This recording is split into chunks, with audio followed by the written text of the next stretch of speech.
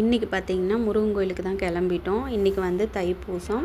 Night ஒரு 7 மணி போல் நானும் பாப்பா என்னோடய ஃப்ரெண்டு 3 பேருமே பார்த்திங்கன்னா முருகன் கோயிலுக்கு தான் கிளம்பியிருந்தோம்.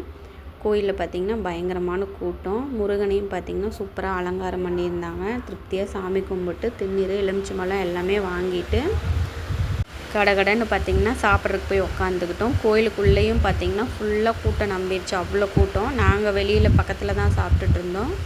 சாப்பாடு இன்றைக்கி பார்த்திங்கன்னா பருப்பு சாம்பார், அப்பளம், பொரியல், பஜ்ஜி, கேசரி நிறைய ஐட்டம் வச்சுருந்தாங்க.